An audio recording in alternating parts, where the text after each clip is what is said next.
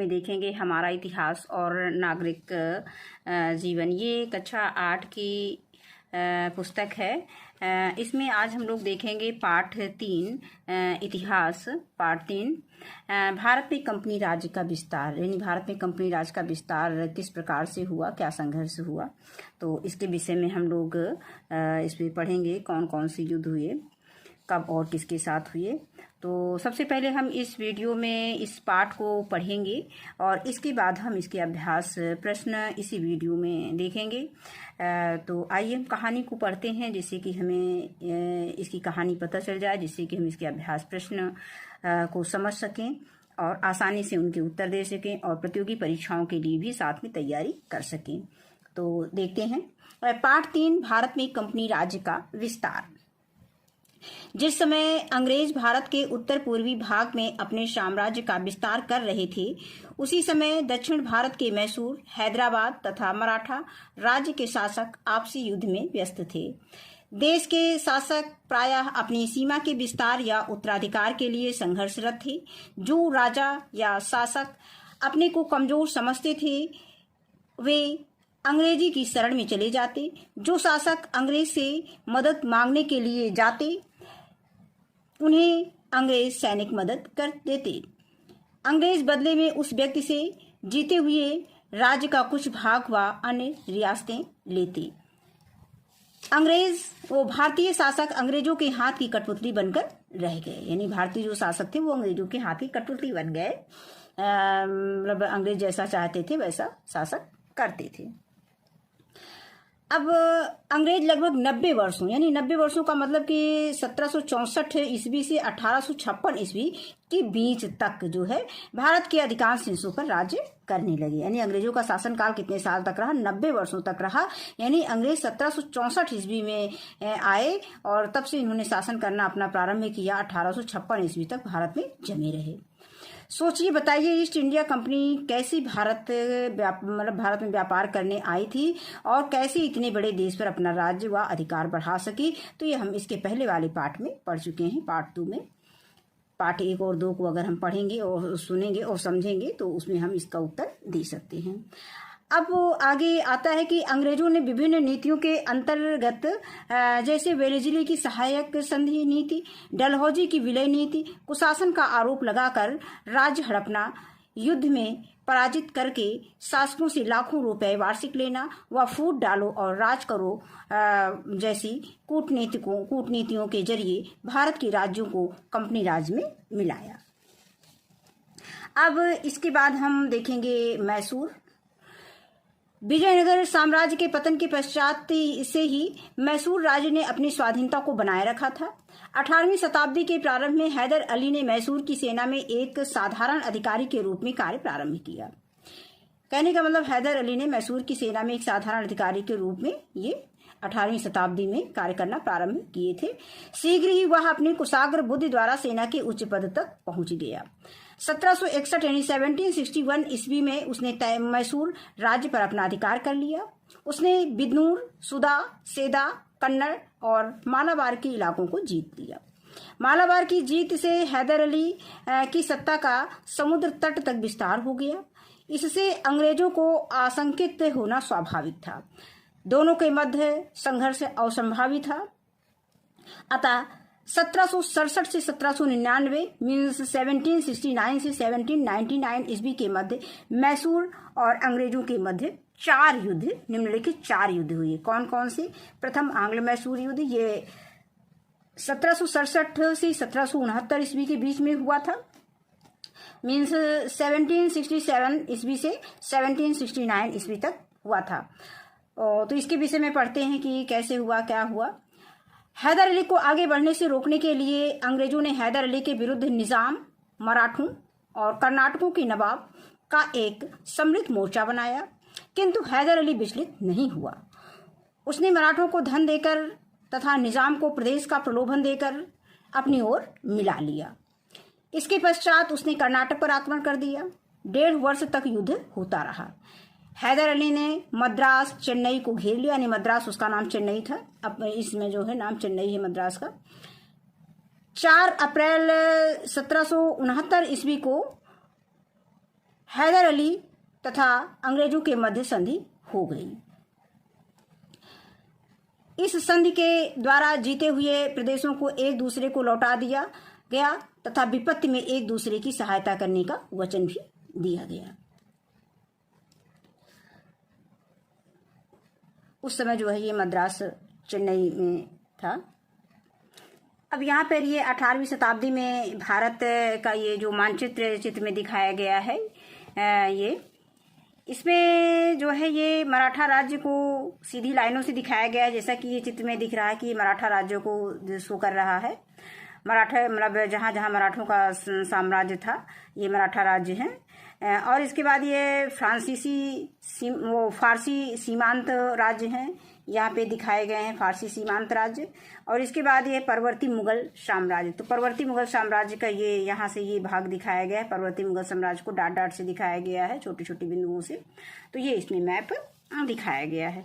अब इसके बाद हम आगे पढ़ेंगे द्वितीय आंग्ल मैसूर युद्ध। ये 1780 ईस्वी से 1784 ईस्वी के बीच में हुआ था, यानी 1780 से 1784 के बीच में हुआ था। 1771 ईस्वी में मराठों ने हैदर अली पर आक्रमण कर दिया, परंतु 1769 ईस्वी में हैदर अली एवं अंग्रेजों के मध्य हुई संधि के अनुसार अंग्रेजों ने हैदर अली की सहायता नहीं की। इससे हैदर अली ने निजाम तथा मराठों से मिलकर अंग्रेजों के विरुद्ध एक संयुक्त मोर्चा बनाया। जुलाई 1780 ईस्वी में हैदर अली ने कर्नाटक पर आक्रमण कर दिया और कर्नल बेली के अधीन अंग्रेजी सेना को पराजित कर अर्काट जीत लिया। इसी बीच अंग्रेजों ने निजाम और मराठों को हैदर अली से अलग कर दिया। हैदर अली ने इस स्थिति का सामना किया, परंतु नवंबर 1781 मीन्स 1781 ईस्वी में वह पराजित हुआ। अब आगे है 1782 ईस्वी में हैदर अली ने अंग्रेजों को बुरी तरह से हराया। 6 दिसंबर 1782 ईस्वी को हैदर अली की मृत्यु हो गई। हैदर अली की मृत्यु के पश्चात उसके पुत्र टीपू सुल्तान ने राज्य का उत्तरदायित्व संभाला। टीपू ने 1 वर्ष तक युद्ध जारी रखा। अंत में दोनों पक्षों में मार्च 1784 ईस्वी में मंगलौर की संधि हुई। ये बहुत प्रश्न पूछा जाता है प्रतियोगी परीक्षाओं में कि मंगलौर की संधि कब हुई थी और किसके बीच हुई थी। तो टीपू सुल्तान और अंग्रेजों के बीच में हुई। और कब हुई थी? 1784 ईस्वी में हुई थी। और दोनों ने एक दूसरे के जीते हुए प्रांत लौटा दिए। तो मैसूर जो मंगलौर की संधि हुई थी उसमें क्या समझौता हुआ था, यानी दोनों ने एक दूसरे के जो जीते हुए प्रांत थे उसको वापस कर दिए। इसके बाद आता है तृतीय आंग्ल मैसूर युद्ध। ये 1790 ईस्वी से 1792 ईस्वी के बीच में हुआ था, यानी 1790 से 1792। इतिहास में तिथियां बहुत महत्व रखती हैं। अगर हम परीक्षा में इतिहास प्रश्न उत्तर लिखते समय अगर हम उसमें तिथियों का जिक्र कर दें तो उसमें आपको नंबर पूरे मिलते हैं, अच्छे नंबर मिलते हैं। अब इसके बाद आता है अंग्रेजों का मैसूर के विरुद्ध तीसरा टकराव 1790 ईस्वी में हुआ था। टीपू कोचीन रियासत को अपने अधीन मानता था। त्रावणकोर के महाराजा ने डचों से कोचीन रियासत में स्थित जयकोटे तथा प्रगानूर मोल लेने का प्रयत्न किया था, जिसके कारण टीपू ने आक्रमण कर दिया। अंग्रेजों ने त्रावणकोर के राजा के पक्ष में टीपू पर आक्रमण किया। अंग्रेजी सेना वेल्लोर और अंबूर से होती हुई बंगलौर तक पहुंच गई, जिसे उसने मार्च 1791 ईस्वी में जीत लिया। अंग्रेजी सेना श्रीरंगपट्टम तक पहुंच गई। अंग्रेजों ने कोयम्बटूर भी जीत लिया, परंतु शीघ्र ही वे पुनः उसे हाथ से खो बैठे। मराठा तथा निजाम की सहायता से उन्होंने पुनः श्रीरंगपट्टम की ओर चढ़ाई की। टीपू ने इसका कड़ा विरोध किया। जब टीपू ने देखा कि युद्ध जारी रखना असंभव है तो उसने 1792 ईस्वी में श्रीरंगपट्टम की संधि कर ली। इस संधि के अनुसार उसे अपने राज्य का आधा भाग अंग्रेजों तथा उनके साथियों को देना पड़ा। इसके अंतर्गत अंग्रेजों को बारामहल, डिंडीगुल तथा मालाबार मिला। टीपू को 3 करोड़ रुपया युद्ध क्षति के रूप में भी देना पड़ा। युद्ध के इस दौर में टीपू की बहुत क्षति हुई, यानी बहुत उसको नुकसान हुआ। वह अपने राज्य को पूर्णतः समाप्त होने से बहुत कठिनाई से ही बच पाया। अब आगे आता है चतुर्थ आंग्ल मैसूर युद्ध। ये 1799 ईस्वी में हुआ था, 1799 में हुआ था। 1798 ईस्वी में भारत में लॉर्ड वेलेस्ली आया।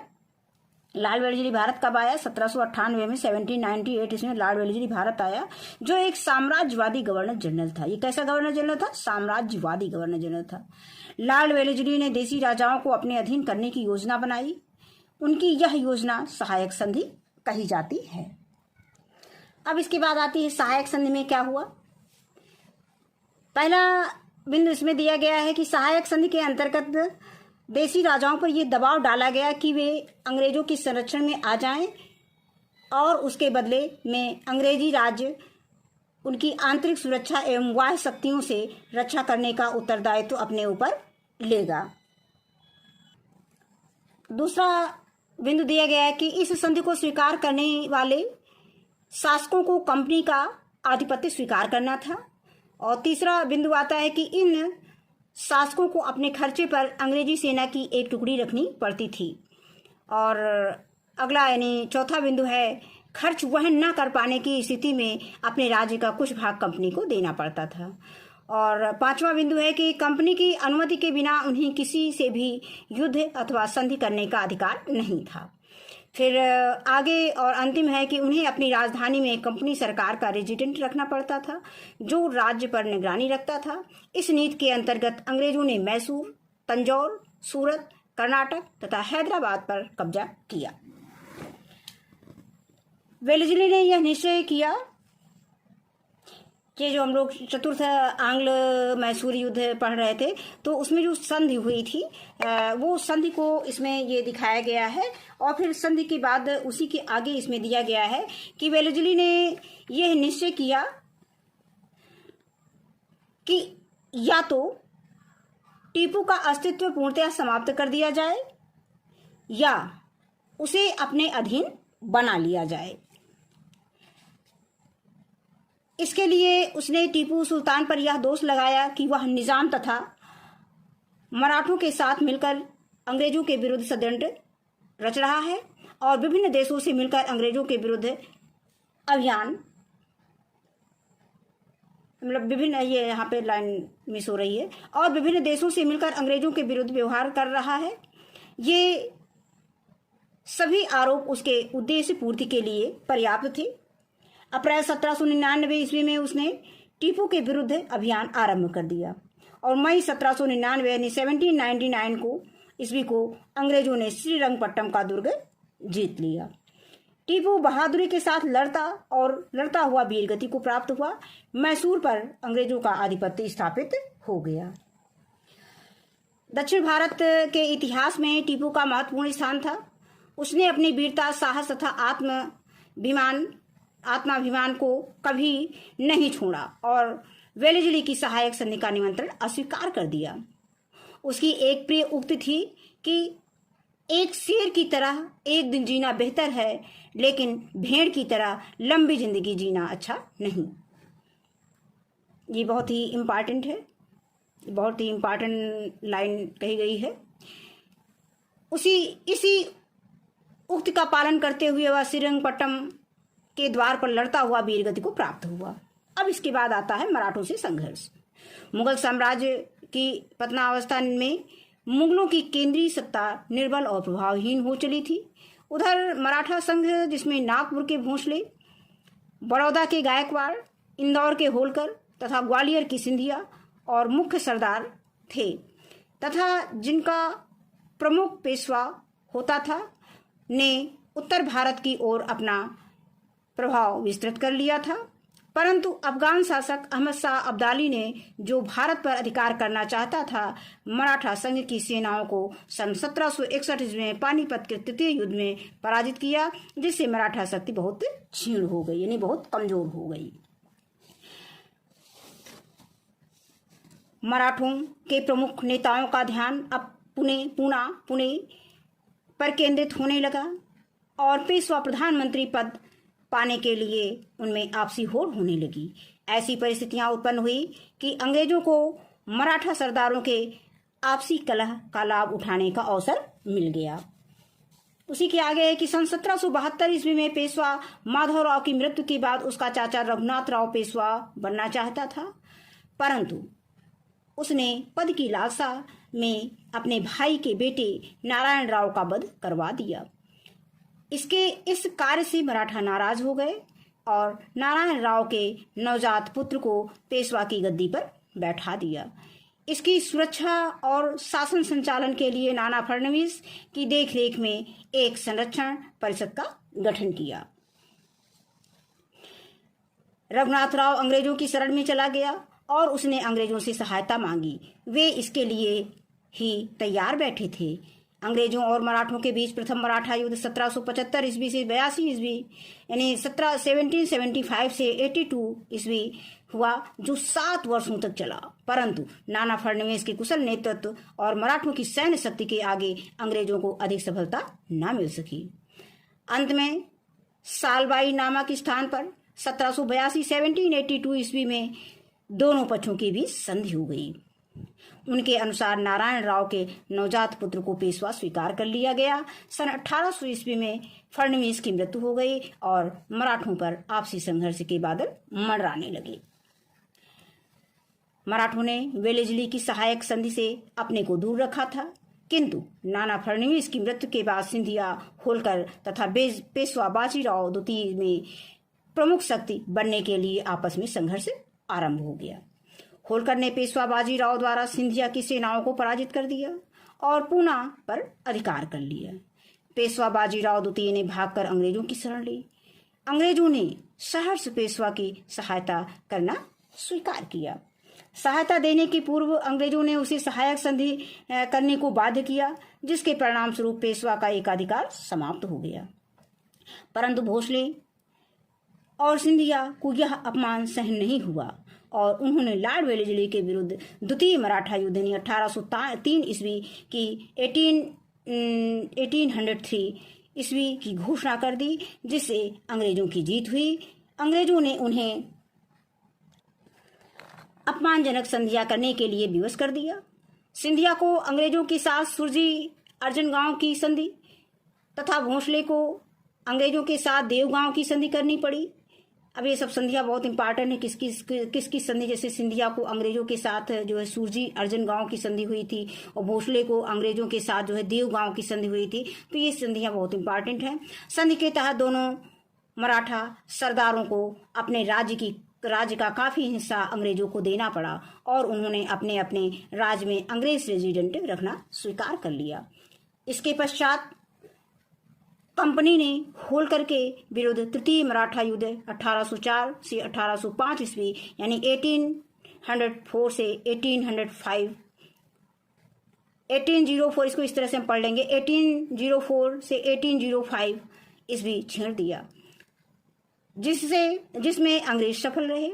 दोनों के बीच राजपुर घाट यानी 1806 ईस्वी में की संधि हो गई। यद्यपि मराठों की शक्ति कमजोर हो गई थी, फिर भी वे अंग्रेजों से लोहा लेने के लिए संयुक्त मोर्चा बनाने को तैयार थे। पेशवा बाजीराव द्वितीय ने पूना स्थित अंग्रेज रेजिमेंट तथा नागपुर स्थित रेजिडेंसी पर आक्रमण कर दिया। यह मराठों एवं अंग्रेजों के बीच का अंतिम युद्ध था, जो चतुर्थ मराठा युद्ध यानी 1817 ईस्वी के नाम से प्रसिद्ध है। इस युद्ध ने मराठों की सम्मिलित सेना अंग्रेजी सेना से हार गई। सिंधिया और होलकर के अधीन राजपूताना राज्य अंग्रेजी राज्य के अधीन हो गए। जो राज्य पूर्णतया अंग्रेजी शासन के अंतर्गत नहीं थे, वे भी अप्रत्यक्ष रूप से उनके नियंत्रण में थे। बाजीराव द्वितीय का पूना प्रदेश अंग्रेजी राज्य में विलय कर लिया गया। अंग्रेजों ने पेशवा के पद को समाप्त कर दिया। बाजीराव द्वितीय को 8 लाख रुपए वार्षिक पेंशन पर कानपुर के निकट बिठूर में भेज दिया। अब इसके बाद है डलहौजी की विलय नीति। यहाँ पे नाना साहब को दिखाया गया है चित्र में। अब डलहौजी की विलय नीति के बारे में पढ़ते हैं। सहायक संधि नीति द्वारा जिस तरह वेलेस्ली ने भारत के अनेक राजाओं को अपने नियंत्रण में कर लिया था, उसी प्रकार लॉर्ड डलहौजी ने भी राज्यों को हड़पने की एक नीति अपनाई। इस नीति के अंतर्गत उसने यह नियम घोषित किया कि भारत के जिन जिन राजाओं को कोई पुत्र न हो, वे अंग्रेजों की अनुमति के बिना किसी को गोद नहीं ले सकते थे। हिंदू धर्म की मान्यता के अनुसार प्रत्येक संतानहीन व्यक्ति को गोद लेने का अधिकार प्राप्त है, किंतु डलहौजी ने अंग्रेजी राज्य के अधीन किसी संतानहीन भारतीय नरेश को गोद लेने का अधिकार निषेध कर दिया। इस नीति के अंतर्गत सतारा, नागपुर, उदयपुर, जैतपुर, बघाट, संबलपुर तथा झांसी के राज्यों को अंग्रेजी राज्य में मिला लिया गया। डलहौजी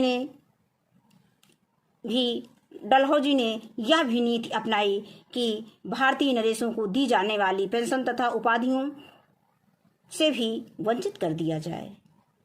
कर्नाटक के नवाब और तंजौर के राजा तथा नाना साहब की पेंशन और उपाधियां समाप्त कर दी गईं। आइए दी गई तालिका में अन्य भारतीय शासकों के साथ अंग्रेजों से हुए युद्धों तथा उनके परिणामों के बारे में जानें। अब यहाँ पे चित्र में चार्ट दिया गया है युद्धों के विषय में, कौन सा युद्ध किसके साथ हुआ, किस वर्ष हुआ और युद्ध किसके किसके बीच में हुआ, युद्ध में विलय का कारण क्या था, परिणाम क्या हुआ, संधि या प्रस्ताव क्या था। तो यहाँ पे अंग्रेजों का अवध, बनारस, रुहेलखंड तथा पिंडारियों से युद्ध। तो इसमें अवध 1856 ईस्वी में युद्ध हुआ था। ये किसके बीच में हुआ था? लॉर्ड डलहौजी तथा नवाब वाजिद अली शाह के बीच में हुआ था। और युद्ध में विलय के कारण क्या था? नवाब वाजिद अली शाह का कुशासन एवं अकर्मण्यता का आरोप। इसके बाद इसका क्या परिणाम हुआ? अवध राज्य को अंग्रेजी राज्य में मिला लिया गया। संधि या प्रस्ताव के बारे में बताया गया है। फैजाबाद संधि अंग्रेजों को 22.5 लाख रुपए कर के रूप में दिए गए। नवाब को कलकत्ता में नजरबंद कर दिया गया और उसे जीवन निर्वाह के लिए 12 लाख रुपए सालाना पेंशन दी गई। इसके बाद आता है रुहेलखंड, 1773 ईस्वी का युद्ध है। ये वारन हेस्टिंग्स और रुहेल सरदार हाफिज रहमत खां के बीच में हुआ था और युद्ध का कारण था रुहेला सरदार द्वारा अवध के नवाब को 40 लाख रुपए देने से मना कर देना। और इसका परिणाम क्या हुआ? हाफिज रहमत खां मारे गए। रुहेलखंड के अधिकांश भाग को अवध राज्य में मिलाना, शेष भाग पर रामपुर की रियासत स्थापित होना। इसके बाद आगे आता है बनारस, 1780 ईस्वी में। ये वारन हेस्टिंग्स और राजा चेत सिंह के बीच में हुआ था। युद्ध का कारण क्या था? अंग्रेजों द्वारा फैजाबाद संधि को तोड़ना तथा अधिक धन, घुड़सवार तथा बंदूकची की मांग मना करने पर चेत सिंह को 50 लाख रुपए का जुर्माना। अब परिणाम क्या हुआ? दोनों के बीच संघर्ष हुआ। हेस्टिंग्स द्वारा विद्रोह का दमन कर दिया गया। अब इसमें संधि या प्रस्ताव क्या रखा गया? चेत सिंह के भतीजे को राजा बनाया गया और 22.5 लाख रुपए के वार्षिक कर को बढ़ाकर 40 लाख रुपए कर दिया गया। इसके बाद आगे आता है पिंडारियों से युद्ध, यानी लूट मार करने वाले लोग। 1816 ईस्वी से 1818 के बीच की घटना है। ये लॉर्ड हेस्टिंग्स तथा पिंडारी के अमीर खां, करीम खां, वासिल मोहम्मद तथा चीतू के बीच में हुआ था। इसमें युद्ध का जो कारण था वो पिंडारियों के छापामार युद्ध से परेशान होकर ये युद्ध करना पड़ा और इसमें का परिणाम हुआ बहुत से पिंडारी मारे गए। और इसमें क्या संधि या प्रस्ताव रखा गया? अमीर खां ने अंग्रेजों की शरण ली, उसे टोंक की जागीर प्रदान कर दी, यानी टोंक की जागीर प्रदान कर दी। करीम खां ने भी अंग्रेजों की शरण ली, उसे गोरखपुर जिले में गौस की जागीर मिली। यानी करीम खां को किसकी जागीर मिली? गौस की जागीर मिली। अब दूसरे चार्ट में अंग्रेजों का नेपाल तथा बर्मा म्यांमार से युद्ध हुआ था, उसके विषय में बताया गया है। तो ये नेपाल युद्ध जो है 1814 से 1816 ईस्वी में हुआ था। ये किसके बीच में हुआ था? लॉर्ड हेस्टिंग्स तथा गोरखा के बीच में हुआ था। लॉर्ड हेस्टिंग्स को दिखाया गया है चित्र में।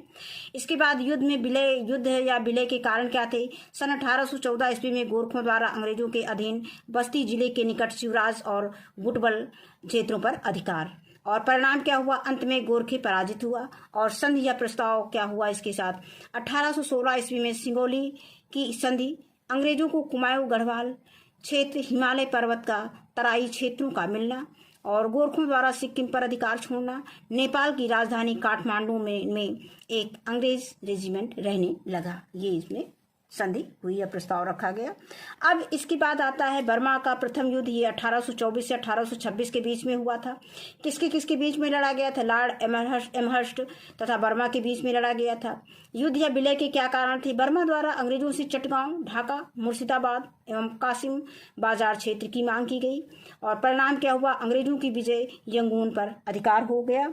और इसका प्रस्ताव संधि क्या हुई? 1826 ईस्वी में यानडोब की संधि हुई। ये बहुत पूछा जाता है कंपटीशन में, प्रतियोगी परीक्षाओं में। अंग्रेजों का अराकान तथा तनासरिम के प्रदेश प्राप्त हुए और मणिपुर को स्वतंत्र राज्य घोषित कर दिया गया। बर्मा और अंग्रेज के मध्य व्यापारिक समझौता हुआ। इसके बाद आता है बर्मा का द्वितीय युद्ध। ये 1852 ईस्वी में हुआ था। लॉर्ड डलहौजी तथा बर्मा के बीच में हुआ था।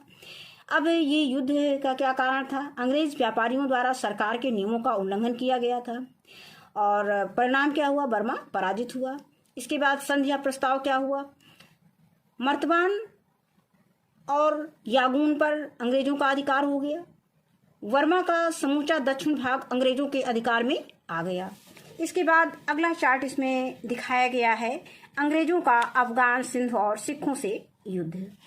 तो इसमें देखेंगे कि अफगान युद्ध किस वर्ष हुआ था? 1838 से 1842 ईस्वी में। 1838 से 1842 के बीच में हुआ था।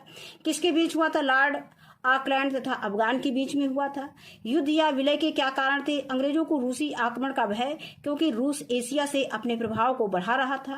और फिर परिणाम क्या हुआ? अंग्रेजों को भारी क्षति हुई। और संधि या प्रस्ताव क्या हुआ? शाह शुजा, रणजीत सिंह और अंग्रेजों के बीच एक त्रिपक्षीय संधि हुई। इसमें शाह शुजा को अफगानिस्तान की गद्दी पर बिठाना तय हुआ। इसके बाद आगे आता है सिंध युद्ध हुआ था 1843 ईस्वी में, 1843 ईस्वी में। ये किसके किसके बीच में हुआ था? लॉर्ड एलनबरो तथा सिंध के शासक के बीच में हुआ था। और युद्ध या विलय का क्या कारण था? अंग्रेजों द्वारा सिंध प्रांत को अपने राज्य में मिलाने पर।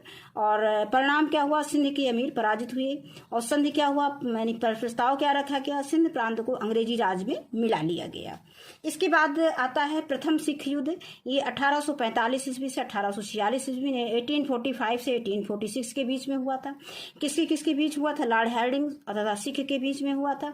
युद्ध विलय के क्या कारण थे? सिख सेना ने सतलज नदी पार करके अंग्रेजी राज्य पर आक्रमण किया। इसके बाद परिणाम क्या हुआ? सिख सेना पराजित हुई। पंजाब के कुछ विश्वासघाती सेना नायक अंग्रेजों से जा मिले थे। इसके बाद लाहौर में संधि 1846 1846 ईस्वी को करनी पड़ी। जालंधर तथा सतलज और ब्यास नदियों को दोआब राज्य में मिला लिया गया। ये इसमें संधि प्रस्ताव रखा गया था। और युद्ध के हर्जाने के रूप में सिखों को 1.5 करोड़ रुपया देना पड़ा। इस धनराशि को न दे पाने के कारण पंजाब राज्य का जम्मू कश्मीर भाग गुलाब सिंह को बेचना पड़ा। अब आगे आता है द्वितीय सिख युद्ध। ये कब हुआ था? 1848 ईस्वी से 1849 ईस्वी में, 1848 से 1849 ईस्वी के बीच में। किसके किसके बीच में लड़ा गया? लॉर्ड डलहौजी और सिखों के बीच में लड़ा गया था। युद्ध या विलय के क्या कारण रहे? अंग्रेजों द्वारा सिखों के मुल्तान के दुर्ग पर अधिकार। और परिणाम क्या हुआ? सिख सेना अंग्रेजों से पराजित हुई। और इसके बाद संधि प्रस्ताव क्या रखा गया? अंग्रेजों का 1849 1849 ईस्वी में पंजाब पर पूर्ण अधिकार हो गया। अब आगे हम पढ़ेंगे कि अंग्रेजों की सफलता के क्या कारण रहे। तो भारत में अंग्रेजों की सफलता के अनेक कारक सहायक सिद्ध हुए हैं। जैसे नंबर 1 में दिखाया गया है कि भारत में अंग्रेजों की विजय बंगाल से प्रारंभ हुई थी और बंगाल एक अत्यंत उपजाऊ भूभाग था। वहां शासन स्थापित हो जाने से उन्हीं राजस्व का लाभ तो मिलना ही, साथ ही उनका व्यापार भी बढ़ा। इससे कंपनी की आर्थिक स्थिति सुदृढ़ हो गई, यानी मजबूत हो गई। अब इसमें ये जहाजी बेड़ा दिखाया गया है। और इसके बाद आगे दिया गया है कि अंग्रेजों की सैन्य शक्ति बहुत उन्नत थी। और ये उसी में है, अंग्रेजों की सफलता के क्या कारण में है। दूसरा बिंदु दिया गया है कि अंग्रेजी की सैन्य शक्ति बहुत उन्नत थी। उनके सैनिक अपेक्षाकृत अधिक कुशल और प्रशिक्षित थे। उनके पास शस्त्र न केवल प्रचुर मात्रा में थे, बल्कि भी उच्च तकनीकी पर भी आधारित थे। फिर अगला पॉइंट दिया गया है कि उनके पास जहाजी बेड़ा था, लेकिन भारतीयों के पास इसका अभाव था। ये जहाजी बेड़े इंग्लैंड से आते रहते थे, इस कारण उनके पास रसद एवं सैनिकों का कभी भी अभाव नहीं रहता था। अब यहाँ पे ब्रिटिश कालीन चांदी का सिक्का जिसमें महारानी विक्टोरिया की तस्वीर बनी हुई है, ये 1862 ईस्वी का दिखाया गया है। ये महारानी विक्टोरिया का चित्र दिखाया गया है। अब इसके बाद अगला बिंदु दिया गया है अंग्रेजों की सफलता के कारण का। अंग्रेज अधिकारी कूटनीति का सहारा लेकर भारत में शासन करते रहे, जैसे वेलेस्ली की सहायक संधि नीति व डलहौजी की विलय नीति। उन्होंने फूट डालो और राज करो की कूटनीति भी मनवाई। और उसी में अंतिम बिंदु दिया गया है कि भारत में एक कुशल नेतृत्व का अभाव था, राजा आपस में लड़ते रहते थे। और एक बिंदु और इसमें एक बात कही गई है कि दो शासकों में जब कभी कोई संघर्ष या विवाद होता था तो वे एक पक्ष की सहायता करके दूसरे को पराजित करते थे तथा उचित अवसर आने पर उस अपने पक्ष वाले शासक के विरुद्ध हो जाया करते थे। अब वो आगे शब्दावलियां दी गई हैं, जैसे इसमें पिंडारी आया। तो पिंडारी क्या है? यह लुटेरे का एक दल जिसमें हिंदू और मुसलमान दोनों शामिल थे, यानी पिंडारी में हिंदू और मुसलमान दोनों शामिल थे। ये लुटेरों का एक दल था। रेजिडेंट क्या होता है? सहायक संधि स्वीकार करे वाले देशी राज्यों के दरबार में रहने वाला ब्रिटिश सैन्य अधिकारी था।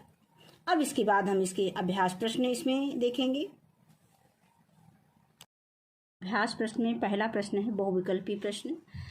इसमें दिया है विलय नीति का संबंध है।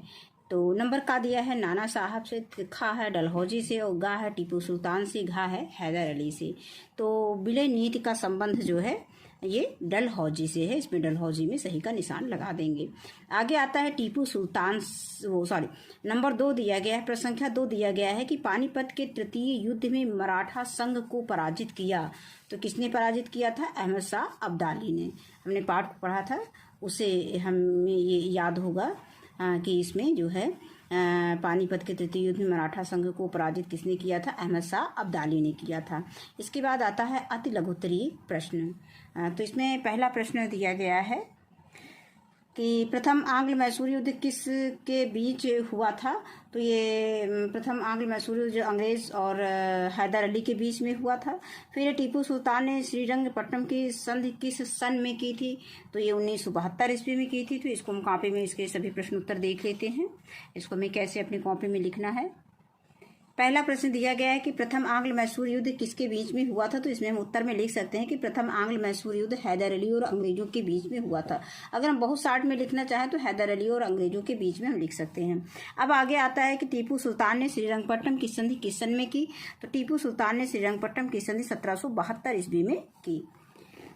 अगला प्रश्न लघुत्तरीय प्रश्न आता है कि प्रथम मराठा युद्ध के बारे में लिखिए। तो हम इसको टेक्स्ट बुक में देख लेते हैं इसका उत्तर।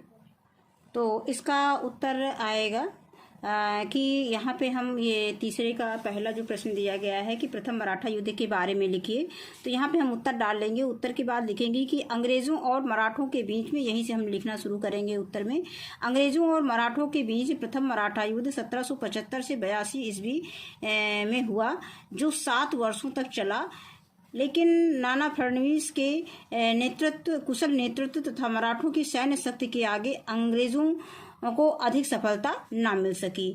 अंत में सालाबाई नामक स्थान पर 1772 ईस्वी में दोनों पक्षों के बीच में संधि हो गई। बस हमको यहाँ तक इसका उत्तर देना है। इसके बाद दूसरा प्रश्न लघुत्तरी में दिया गया है कि सहायक संधि क्या थी?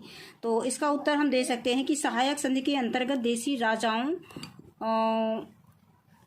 पर यह दबाव डाला गया कि वे अंग्रेजों के संरक्षण में आ जाएं और उसके बदले में अंग्रेजी राज्य उनकी आंतरिक सुरक्षा एवं बाह्य शक्तियों से रक्षा करने का उत्तरदायित्व अपने ऊपर लेगा। नंबर 4 है दीर्घ उत्तरीय प्रश्न। इसमें पहला प्रश्न दिया गया है कि डलहौजी की राज हड़पने की नीति क्या थी? इस नीति के क्या उद्देश्य थे? तो इसके उत्तर में हम लिख सकते हैं कि लॉर्ड डलहौजी 1848 यानी 1848 से 1856 1856 ईस्वी तक भारत के गवर्नर जनरल थे। डलहौजी के राज हड़प नीति के अनुसार शासकों के स्वाभाविक उत्तराधिकारी की अनुपस्थिति में हिंदू भारतीय राज्यों का विनाश किया गया था। इसके बाद इसमें दूसरा पूछा गया है कि इस नीति का क्या उद्देश्य था, यानी डलहौजी के राज हड़पने की नीति का उद्देश्य क्या था? तो इसका उद्देश्य में हम लिख सकते हैं कि डलहौजी की राज हड़पने की नीति का उद्देश्य निम्नलिखित था। नंबर 1, इनका सर्वप्रथम उद्देश्य ब्रिटिश साम्राज्य को बढ़ाना था। और नंबर 2 है कि व्यापार में मनमानी करना तथा सस्ते दरों पर कच्चा माल खरीद कर अपने यहाँ ले जाना। और नंबर 3 है कि राज अपहरण करने का उद्देश्य था। और नंबर 4 है गोद निषेध नीति को लागू करने का उद्देश्य था। और नंबर 5 है कि पेंशनों और पदों की समाप्ति की नीति का उद्देश्य था। और नंबर 6 है कि इस नीति का उद्देश्य भारत को ब्रिटेन का निर्यात बढ़ाना था। तो ये पाठ हमारा यहीं समाप्त होता है। तो इस वीडियो में बस इतना ही। वीडियो देखने के लिए बहुत बहुत धन्यवाद।